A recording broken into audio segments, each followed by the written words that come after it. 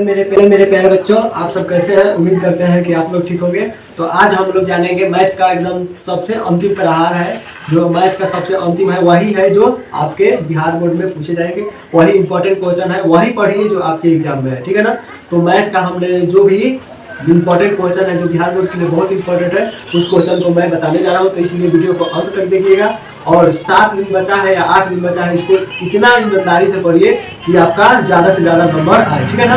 जो भी क्वेश्चन बताने जा रहा हूँ उसको ध्यान से समझिएगा, ठीक है ना। तो चलिए शुरू करते हैं, वीडियो को अंत तक जरूर देखिएगा। यूक्लिड के विभाजन एल्गोरिथ्म का प्रयोग करके 960 और 432 का मौसा निकालना है, ठीक है ना। यूक्लिड विभाजन का मतलब क्या होता है? तो ए बराबर DQ प्लस आर, ठीक है ना। ए बराबर DQ प्लस आर, यानी इसको हिंदी में करता है तो क्या? भाज्य बराबर भाजक, ठीक है। भाजक गुने भागफल और जोड़ शेष, ठीक है ना। जोड़ शेष, तो इस हिसाब से क्या करना है? एक ही जगह पे हो गया तो देखो 960 हो गया, ठीक है ना।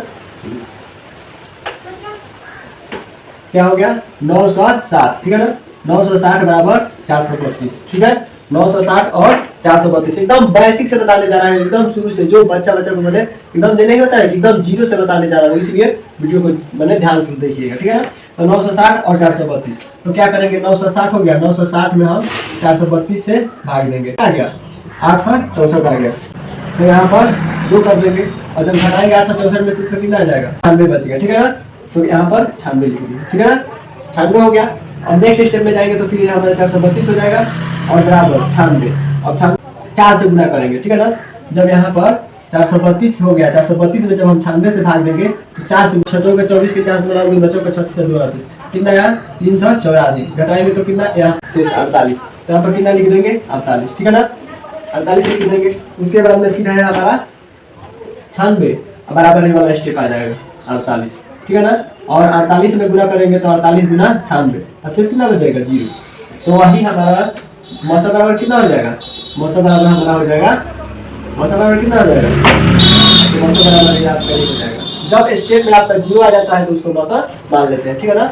जब यहाँ पर आप भाग दीजिएगा, मैंने 48 तुम्हारा पढ़िएगा, 48 में जब 96 से भाग दीजिएगा, जब आपका 0 आ जाएगा, शेष 0 आ जाएगा, तो क्या हो जाएगा? इसका मौसा हो जाएगा, ठीक है ना। जैसे कि यहाँ पर 96 है और 96 में 48 से भाग देंगे तो 2 बार में 96 आ गया, शेष कितना बचा? 0 बचा, ठीक है ना। शेष 0 बचा, तो इस हिसाब से मौसा कितना आ जाएगा? मौसा हमारा 48 था, तो कितना हो जाएगा? मौसा इसका हमारा 48 आंसर हो जाएगा, ठीक है ना। नेक्स्ट क्वेश्चन है, सिद्ध करे कि 3 + 2√5 एक अपरिमेय संख्या है, ठीक है। माना 3 + 2√5 एक परिमेय संख्या है, ठीक है ना। एक परिमेय संख्या है, ठीक है ना। जहाँ ए और बी क्या है? ए और बी एक पूर्णांक है, ठीक है ना। माना 3 + 2√5 एक परिमेय संख्या है, जहाँ ए और बी क्या है? ए आपका पूर्णांक है, ठीक है ना। 2√5 बराबर कितना हो जाएगा? तो बराबर हमारा हो जाएगा a/b। जब इसमें हम a/b हो जाएगा तो 2√5 बराबर क्या हो जाएगा? a/b।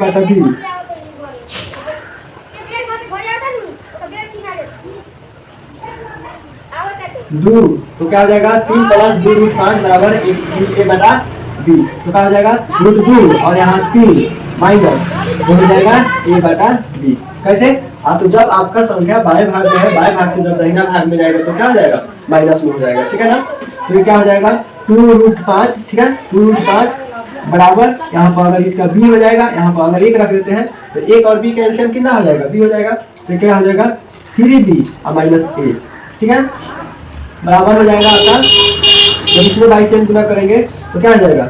2b√5 बराबर हो जाएगा 3b और -a, ठीक है। जाए तो √5 बराबर क्या हो जाएगा? 3b - a बटा 2b, ठीक है ना। तो a हमारा तो एक परिमेय संख्या आ गया। इसको अगर हम देखें तो ये हमारा परिमेय आ गया है, एक परिमेय आ गया है, लेकिन ये क्या है? ये तो हमारा अपरिमेय है, ठीक है ना। तो इस हिसाब से ये तो परिमेय आ गया और ये हमारा अपरिमेय है। इसको क्या लिखेंगे? इसलिए यहाँ √5 अपरिमेय संख्या है, ठीक है ना। तो √5 एक अपरिमेय संख्या है और √5 इसमें जुड़ा हुआ है, इसलिए क्या हो जाएगा, तो अपरिमेय संख्या हो जाएगा। इसको नोट कीजिए। चलिए नेक्स्ट क्वेश्चन है दो संख्याओं का मौसा 13 है, ठीक है ना। दो संख्याओं का मौसा 13 है। लसा आपका 182 है, ठीक है ना। यदि उनमें से एक संख्या अगर 26 दिया है तो दूसरी संख्या क्या होगा, ठीक है ना। दूसरी संख्या हमको निकालना है, तो इसके लिए सूत्र होता है एक संख्या, ठीक है। इस हिसाब से देखा जाए तो आपका लसा कितना है, इस हिसाब से अगर देखा जाए तो लसा कितना है, लसा यहाँ पे देखिए तो 182 है, यहाँ पे 182 हो गया। मौसा कितना है, तो मौसा 13 है और एक संख्या कितना है, तो 26, ये काम भी आ जाएगा, ठीक है। बिना भाग दिए, ठीक है ना, बिना भाग दिए बताएं कि परिमेय संख्या, देखिए परिमेय संख्या 13/343 शांत है या अशांत, ठीक है ना। तो आपको बिना भाग दिए हुए बताना है, तो इसके लिए फॉर्मूला क्या होता है, तो p/2n गुने 5n, ठीक है ना। 13 है और उसके बाद में हमारा क्या है 343 है। जब यहाँ हम 343 का इसका फ्रैक्चर करेंगे तो हमारे हिसाब से लगता है कि 2 3 से तो नहीं कटेगा, 4 से नहीं कटेगा, 5 से नहीं कटेगा, 7 से कटेगा। 7 से कटेगा तो 7 कितना आ जाएगा 28, 7 28, 9 30 है और ये 7 से कटेगा तो 7 से 49। हमारा कितना आ गया 13 और बटा यहाँ पर 2 के पावर 0 यानी कि 1 हो जाएगा। 2 के पावर 0 बराबर क्या होता है, 2 के पावर 0 बराबर आपका 1 होता है। तो 1 में आप 7 के पावर 3 से गुना कीजिएगा तो इसमें कोई फर्क नहीं पड़ेगा, ठीक है ना। और यहाँ पर हमारा आ गया 7 के पावर 3, 7 के पावर 3 आ गया। तो यहाँ पर देखिए 2 और 5 का आया है, 2 के पावर n यानी n का वैल्यू कुछ है तो नहीं है, n का वैल्यू 0 है। यहाँ पर 5 को देखा जाए तो 5 नहीं है, यानी इसके गुणनखंड में अगर 2 आ जाता, 5 आ जाता तो आसानी से शांत हो जाता, लेकिन उस चीज तो हम नहीं देख पा रहे हैं।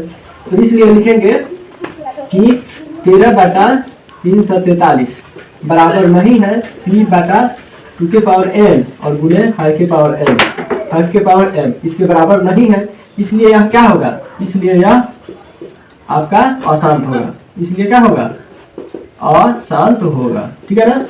चलिए अब वीडियो अगर आपको अच्छी लगी हो तो वीडियो को लाइक कीजिएगा, शेयर कीजिएगा, चैनल जरूर सब्सक्राइब कर लीजिएगा, ताकि जो भी बच्चा बिहार बोर्ड के लिए एग्जाम में क्वेश्चन से नहीं समझ पा रहा हो वो वीडियो देखकर आसानी से समझ जाए, ठीक है ना। क्वेश्चन है बिना भाग दिए, ठीक है ना। ठीक इसके पहले जो क्वेश्चन बनाए थे उसी हिसाब से बनाना है, बताना है कि बिना भाग दिए बताए कि परिमेय संख्या 2/25, ठीक है ना। 2/25 का दशमलव प्रसाद जो होगा वो शांत होगा या अशांत होगा, ठीक है ना। शांत होगा या अशांत होगा, या इसका दशमलव प्रसाद कितना आएगा, ठीक है ना। तो देखिए 2/25 हो गया, 2/25 हो गया, ये आएगा तो इसको क्या माना जाएगा, तो शांत माना जाएगा, ठीक है ना। तो इस हिसाब से इसको देख लेना। तो ये क्या करेंगे 2 और इसका फैक्टर करेंगे तो क्या हो जाएगा 2, और जब इसका गुणनखंड निकालेंगे तो 5 × 5 हो जाएगा। इसको तो बताना नहीं पड़ेगा, इसको तो आसानी से समझ जाइएगा। 2/25 और गुने 5 के पावर तो क्या आया, तो फॉर्मूले में आ गया 2 गुने बराबर है 2 के पावर n गुने 5 के पावर n, इसलिए क्या हो जाएगा यह शांत होगा। दिया हुआ है 1.8 डैश, ठीक है ना। का भिन्न को हमको सरलतम रूप में लिखना है या फिर लिखना है सरलतम रूप में या p/2 के रूप में लिखना है, ठीक है ना। तो क्या करेंगे माना x बराबर 1.8 डॉट होगा, ठीक है ना। 1.8 डॉट और इसमें लिखेंगे दोनों तरफ, देखिए ध्यान से समझिएगा, ये दोनों तरफ यानी फर्स्ट पोजीशन हो गया, सेकंड पोजीशन हो गया, यानी दोनों तरफ गुना करने पर यहाँ पर हो जाएगा 10x और बराबर हो जाएगा 10 और गुना 1.888 डॉट डॉट, मैंने ये अनंत तक है, ठीक है ना। जब इसमें गुना करेंगे तो 10 में 1 से गुना करेंगे तो हमारा 10x हो गया, और यहाँ पर कितना हो जाएगा 10 में इसमें गुना कीजिएगा तो कितना जाएगा 18 दशमलव डॉट डॉट डॉट, ठीक है ना, ठीक है। और यहाँ पर 10x बराबर, इसको हमको इस हिसाब से रखना है, यहाँ पर कितना रखेंगे, यहाँ पर रख देंगे 17 रखेंगे और यहाँ पर रखेंगे 1.888 डॉट। कहीं इसमें कोई दिक्कत है, नहीं दिक्कत होगा, ठीक है ना। क्यों दिक्कत नहीं होगा, जैसे यहाँ पर 17 है, ठीक है ना, और 17 को जब 1.8 डॉट डॉट डैश जोड़िएगा तो क्या आ जाएगा आपका 18.8 जैसा का तैसा आ जाएगा, और 17 हो गया। हमारा x का वैल्यू कितना दिख रहा है, यहाँ पे x का वैल्यू x दिख रहा है, ठीक है ना। तो इस हिसाब से हमारा क्या हो जाएगा, यहाँ पर हो जाएगा 10x और बराबर ये 17 और प्लस क्या हो जाएगा, x का वैल्यू कितना दिया हुआ है, x का वैल्यू 1.888, ठीक है ना। 8 का जो प्रोसेस है वो अनगिनत है, ठीक है ना। तो इस हिसाब से हमको यहाँ पर x माने हैं, तो इसके बदले में हम क्या करेंगे, यहाँ पर x लिख देंगे, ठीक है ना। इसके बदले में जो यहाँ पर x दिया हुआ है यहाँ पर आसानी से x लिख देंगे। अब क्या हो जाएगा 10x और a, 10x प्लस जब इधर ही आएगा तो क्या हो जाएगा माइनस हो जाएगा, 10x माइनस और यहाँ पर a 17 हो जाएगा। x घटाएंगे तो कितना आ जाएगा 9x और बराबर है 17, इसलिए x बराबर क्या हो जाएगा 10x में से, जब 10x में से x घटाइएगा तो कितना आएगा 9x आएगा और ये आपका 17 है। तो इस प्रकार क्या हो जाएगा, तो इस प्रकार आपका 17/9 आपका आंसर हो जाएगा, ठीक है। क्वेश्चन नंबर 7 है, यदि मौसा बराबर कितना दिया है 510 और 92, यानी 510 और 92 का मौसा जब निकालते हैं तो हमारा 2 आता है, कितना आता है 2 आता है, ठीक है ना।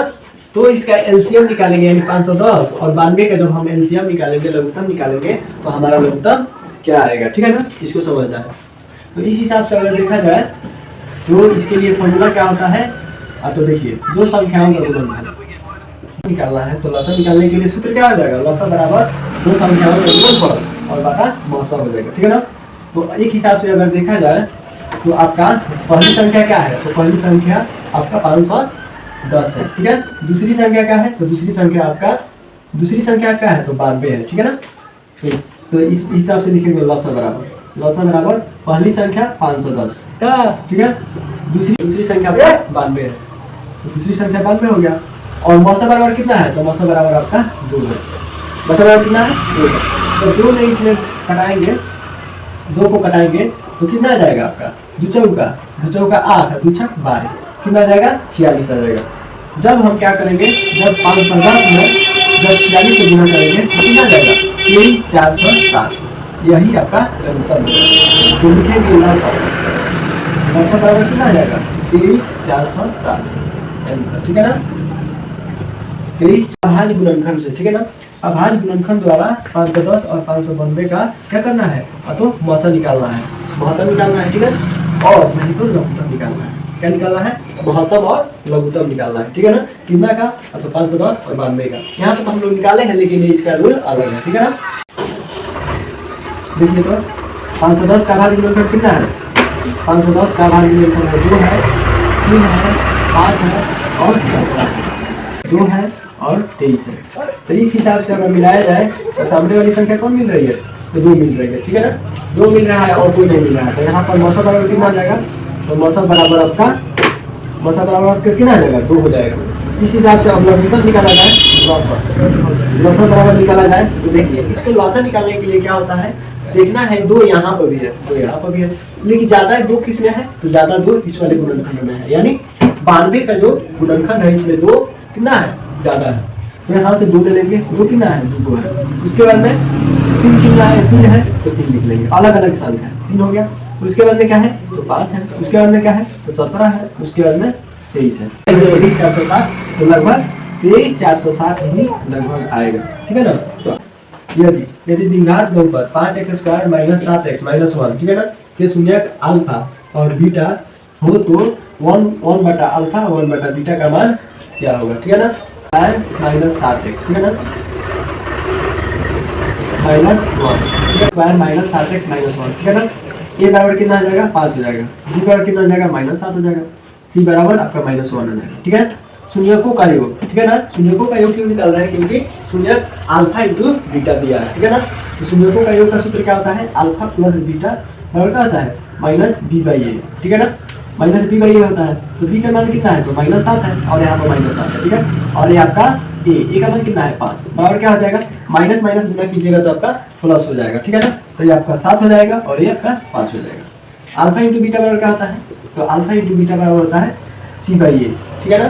अल्फा इंटू बीटा बराबर क्या होता है, तो c/a बराबर c का मान कितना दिया है -1 दिया है और a का मान कितना है 5, और क्या हो जाएगा -1/अल्फा प्लस बीटा, क्या दिया है 1/अल्फा प्लस 1/बीटा। जब इसका एलसीएम करेंगे तो क्या हो जाएगा, अल्फा इंटू बीटा हो जाएगा और ये क्या हो जाएगा अल्फा, ठीक है, बीटा प्लस अल्फा। जब इसमें भाग दीजिए अल्फा से तो अल्फा कट जाएगा, अल्फा से अल्फा आसानी से कट जाएगा, ठीक है ना। तो क्या हो जाएगा बीटा और प्लस अल्फा। तो हम इस 7/5 यहाँ पर क्या लिख देंगे 7 बटा बराबर लिख देंगे 7/5 और अल्फा इंटू बीटा बराबर क्या निकला है, यहाँ पर अल्फा इंटू बीटा बराबर क्या निकला है, तो माइनस 1/5 बराबर क्या हो जाएगा 7/5 और गुने 5/-1, ठीक है ना। ये कटाएंगे तो 5 और एक क्या हो जाएगा 7/-1, ठीक है ना। बराबर क्या हो जाएगा, ठीक है। तक चलिए आज इतना ही तक, फिर मिलेंगे नेक्स्ट वीडियो में। आप सभी का बहुत सारा थैंक यू। और इसका मैंने कहिए कि पार्ट 1 तो ये तो है, लेकिन पार्ट 2, पार्ट 3, पार्ट 4 ये तो हम भी नहीं जानते हैं कि कितना में जाएगा, यानी 3-4 भाग में जाएगा। तो इसका भाग 1 आज बता दिया, ठीक है ना। इसका भाग 2 आने वाला है, और भाग 2 अगर नहीं देखिएगा ना तो आपका समझिए कि सारा क्वेश्चन छूट जाएगा, ठीक है ना। तो इसका भाग 2 भी देखिएगा और इसका भाग 3 भी आएगा। अब मैंने कहने का मतलब कि आपका मैथ का जो सीरीज है ना ये लगातार आएगा, ठीक है ना। तो इस मैथ के सीरीज को लगातार देखना ना भूलिएगा, ठीक है ना। इसमें जो भी क्वेश्चन दिए जाएंगे बहुत इंपॉर्टेंट दिए जाएंगे, पहले भी हमने बता रखा है, ठीक है ना। तो आप देखिए, ठीक है ना। इसके पार्ट 2 भी देखिएगा। द्विघात समीकरण के बारे में बताएंगे, समानांतर श्रेणी के बारे में बताएंगे, ऐसा ही आपका त्रिभुज के बारे में बताएंगे, यानी हर चैप्टर से जो बिहार बोर्ड में आने वाला प्रश्न है वो बताएंगे, ठीक है ना। तो आप जरूर देखिएगा। अगर अभी तक आपने हमारे चैनल को लाइक नहीं किया है, शेयर नहीं किया है तो लाइक कीजिएगा, शेयर कीजिएगा और चैनल को सब्सक्राइब जरूर कर लीजिएगा ताकि आपको वीडियो मिल सके, ठीक है ना। चलिए धन्यवाद।